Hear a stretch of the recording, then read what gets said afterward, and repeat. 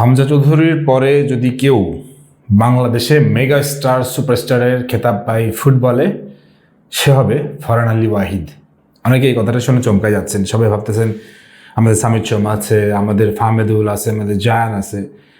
ভাই, সবার প্রতি সম্মান রেখেই বলতেছি, ফরহান আলী ওয়াহিদ যে পরিমাণ সম্ভাবনা নিয়ে জন্ম নিয়েছেন এবং যে পরিমাণ সম্ভাবনা নিয়ে খেলছেন, তাতে এটা নিঃসন্দেহে বলা যায় বাংলাদেশের সেকেন্ড প্রিমিয়ার লিগ প্লেয়ার পেতে যাচ্ছে খুব দ্রুতই।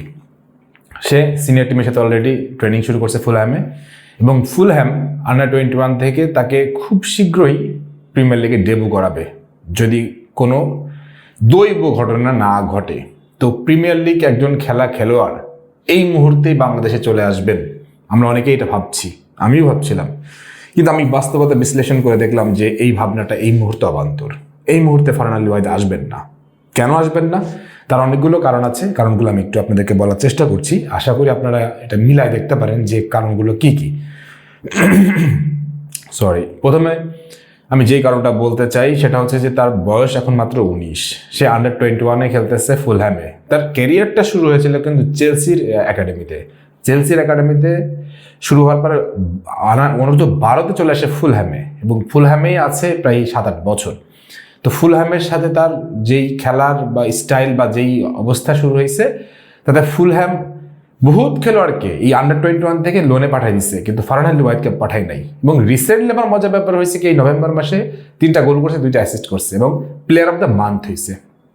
তো এই খেলোয়াড় খুব শীঘ্রই যে প্রিমিয়ার লিগে ডেবু করবে এ ব্যাপারে কোনো সন্দেহ নেই। এবং সবচেয়ে বড় ব্যাপারটা হচ্ছে যে সে লেফট উইঙ্গে ফুলহ্যামের একটু ঘাটতি আছে, ওই জায়গাটায় তিনি বেশ ভালো একটা অপশন হইতে পারেন। আমি জানি না স্টার্টিং করবেন বা বেঞ্চ করবেন, কিন্তু শুরু করতে পারেন। এখন এই খেলোয়াড়টাকে যখন আমরা চাচ্ছি, তখন আলটিমেটলি সেই খেলোয়াড়টাকে বাংলাদেশে খেলতে আসবেন। দেখেন, তার বাবার সাথে যোগাযোগ করা হয়েছিল, তার বাবা বলছে আমাদের সময় লাগবে। এই সময়টা কতদিন সেটা বলেন নাই, কিন্তু এই সময়টা ধরে নেওয়াই চাই। এই সময়টা ন্যূনতম 22 থেকে 25 বছর তার বয়স হওয়া পর্যন্ত সেই সময়টা তারা নেবেন। কিভাবে সেটা যদি ব্যাখ্যা করি, 19 থেকে যদি আমি 24 সালে ধরি, তাও 5 বছর। এই 5 বছর অন্তত ফরহান আলী ওয়াহিদকে পাওয়া যাবে না, কারণ এই 5 বছরের মধ্যেই তো সে হয়তো ইংল্যান্ড জাতীয় দলে অথবা যুব দলে সে সুযোগ পাবে। কিন্তু এখানে একটা বড় কিন্তু আছে, কিন্তু জাতীয় দলে যুব দলে আমাদের হামজাও খেলছিল, কিন্তু সে কি আলটিমেটলি অনেক দূর পৌঁছাতে পারে নাই।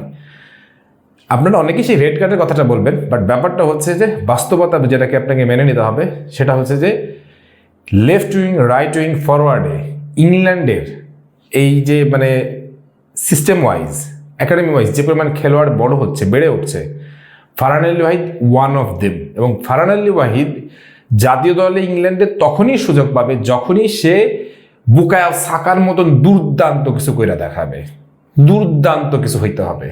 এবং এই যে টাইমটা তারা নিচ্ছে, এই টাইমের মধ্যে সে চিন্তা করতেছে দুর্দান্ত সে হইতে পারবে। এখন যদি সে দুর্দান্ত হইতে পারে তাহলে ডেফিনেটলি তার সুযোগ থাকবে, কিন্তু যদি আপনি নর্মাল বা সেমি প্রো বা প্রো যদি হন, ইংল্যান্ড জাতীয় দলের জায়গা পাওয়া আপনার জন্য খুবই টাফ হয়ে যাবে। যদি আপনি আর 10 জন উইঙ্গারের মতন হন, আপনি ব্যতিক্রমী যদি না হইতে পারেন, তাহলে সেই সুযোগটা থাকবে না। ফরহান আলী ওয়াহিদের সামনে সেই সুযোগটা আছে, সেটা যে একেবারে নেই সেটা অস্বীকার করছি না, কিন্তু ইংল্যান্ডের মতো জাতীয় দলে আপনি যদি খেলেন, আপনি যদি লেফট উইংয়েও খেলেন, কিন্তু আপনি বিশ্বাস করে রাখবেন যে আপনার ক্যারিয়ার দীর্ঘ হবে না, কারণ আপনার চেয়ে আবার দুর্দান্ত কোনো খেলোয়াড় চলে আসবে এবং আপনাকে রিপ্লেস করবে। কিন্তু এই বিষয়টাকে যদি আপনি উল্টাভাবে ভাবেন, সে যদি বাংলাদেশের হয়ে খেলতে আসে, বাংলাদেশ তাকে কি করবে? মাথায় তুলে নাচবে, কারণ একজন প্রিমিয়ার লিগ প্লেয়ার আমরা পেতে যাচ্ছি। এবং প্রিমিয়ার লিগ প্লেয়ার শুধু পাওয়াই না, দুর্দান্ত প্রিমিয়ার লিগ প্লেয়ার। সে প্রিমিয়ার লিগ প্লেয়ার পেয়ে বাংলাদেশে আসলে কি হবে? তার ক্যারিয়ার গ্রোথ ভালো হবে, তার অ্যাম্বাসেডিং ইয়েটা থাকবে, তার পিআর থাকবে, তার কারিগরি টাকা থাকবে, নেম অ্যান্ড ফেম থাকবে, জাতীয় দলে খেলার একটা সুযোগ থাকবে। দেখেন, জাতীয় দলে কিন্তু প্রত্যেকটা ক্লাবের খেলোয়াড় খেলতে চায়, সবাই কিন্তু খেলতে পারে না। জাতীয় দলে খেলার একটা অন্যরকম ভাইব আছে। জাতীয় দলে খেলেই কিন্তু আপনার বিশ্বমঞ্চে আপনাকে চেনাইতে হবে। আপনি দেখবেন প্রত্যেকটা বিশ্বকাপ বা ইউরোকাপের পরে জাতীয় দলে ভালো খেলার পরে কিন্তু ট্রান্সফার উইন্ডোগুলোতে আরো বেশি ওপেন হয়ে যায়। এটাই হচ্ছে বাস্তবতা। সো ফরহান আলী যদি বাস্তবসম্মত চিন্তা করেন, তাহলে ডেফিনেটলি তার বাংলাদেশ আসাটা সবসময়ই কার্যকর ডিসিশন। কিন্তু ব্যাপারটা হচ্ছে সে কখন আসবে। আমার যেটুকু বিশ্বাস ফারহান আলী ওয়াহিদ এবং তার বাবা অবশ্যই তারা 22 থেকে 23-24 বছর পর্যন্ত তারা দেখবেন যে তার সামনে সেই পথটা খোলা আছে কিনা। যদি পথ খোলা না থাকে তখন তারা চিন্তা করবেন। আমাদের হামজা চৌধুরী তাই করছিলেন। হামজা চৌধুরী যখন দেখছেন যে আমার আর আলটিমেটলি ইংল্যান্ড দলে জায়গা হওয়ার কোনো সুযোগ নেই, তখনই সে কিন্তু বাংলাদেশের খেলার সুযোগটা নিছেন এবং খেলছেন। আমি তাকে সম্মান করি, কিন্তু বিষয়টা হচ্ছে যে সবাই কিন্তু প্রথমে আগে ইংল্যান্ডটাকে ট্রাই করবে, মানে সেরাটাকেই ট্রাই করবে। যখন দেখবে যে আর অপশন ক্রিয়েট হচ্ছে না বা হতে সম্ভাবনা নাই, তখন সে চলে আসবে। কিন্তু এখানে আমার প্রশ্নটা হলো যে ফারহান আলী ওয়াহিদকে যদি আমরা প্রাইম টাইমে না পাই, 25-26 বা 27-28 গিয়ে পেয়ে কি আমাদের খুব লাভ হবে?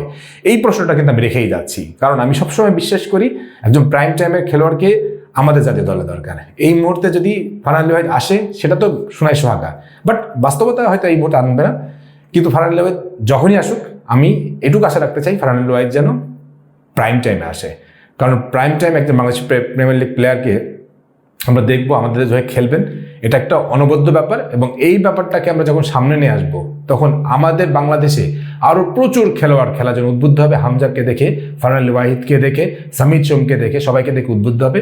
এবং আর সেই দিন বেশি দূরে থাকবে না যেদিন আমরা ফিফার র্যাঙ্কিংয়ে অনেক উপরের দিকে চলে যাব এবং আমাদের জন্য বিশ্বকাপের পথগুলো, বিশ্বকাপের দরজাগুলো আস্তে আস্তে ওপেন হতে শুরু করবে। এই ব্যাপারে আপনাদের কি মতামত? ফারহান আলী ওয়াহিদ কি এখনই আসবেন নাকি আরও দেরি করবেন? এ ব্যাপারে আপনাদের মতামত জানতে চাই। সবাই ভালো থাকেন, সুস্থ থাকেন, আল্লাহ হাফিজ।